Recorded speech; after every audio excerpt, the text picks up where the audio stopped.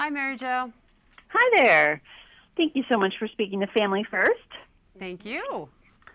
So I was hoping first we can talk about maybe premature babies in general, and then we can talk about sort of the limited testing that is coming through from the new healthcare bill. Is that okay? The limited testing.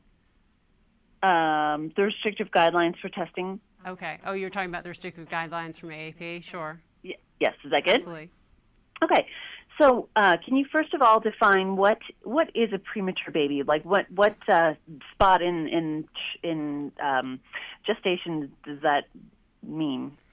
A premature baby is any baby that is born prior to 37 weeks. Oh wow. Okay. And they can go. The earliest babies being resuscitated at this point are 22 weeks. 22 weeks. Wow. Okay. And what are sort of the top reasons why a woman would deliver early? There are a variety of reasons. There could be an infection. The woman could have high blood pressure. So in order to save the mother, because the high blood pressure can cause a lot of health issues, they end up having to deliver early in order to save the mother. And that would be a reason to deliver the baby early. There are a variety of other issues. There's so many reasons, though, that they don't know. There's so much research being done to prevent prematurity. And what are some of the things that are being recommended for preventing? Well, there's a variety of things being recommended for preventing prematurity. There are shots that you can get, the progesterone shots during pregnancy, bed rest, things like that. But sometimes they just don't know why these babies are coming early. It's tough. Mm-hmm. I know I live in Colorado, and we're always early for whatever reason. I mean, Wow. 37 weeks is like that's sort of regular for us. But, yeah. What are the long-term effects of an early birth child? Well, a variety of things. They can have breathing issues. They can have eyesight issues, heart issues, you name it. That premature baby can have a variety of health issues. But then on the developmental side is another part that they have to think about. These babies are at high risk for behavioral issues, for a variety of other developmental disabilities, for things like cerebral palsy. It's tough for the parents. They walk into the NICU and they just don't know what lies ahead. Right. And so what is going on with the healthcare bill that is putting these premature children at risk? Well, what I am talking about today is actually the issue surrounding respiratory syncytial virus, which is also called RSV. For you and me, it's a small cold. For a premature baby, it can land in the hospital with a severe infection. It's deadly. And because of this, there is a preventative drug. It's RSV prophylaxis. Unfortunately, though, the American Academy of Pediatrics, which puts out guidelines, has severely restricted access to this drug. So there are 150,000 plus preemies that will not qualify for this drug.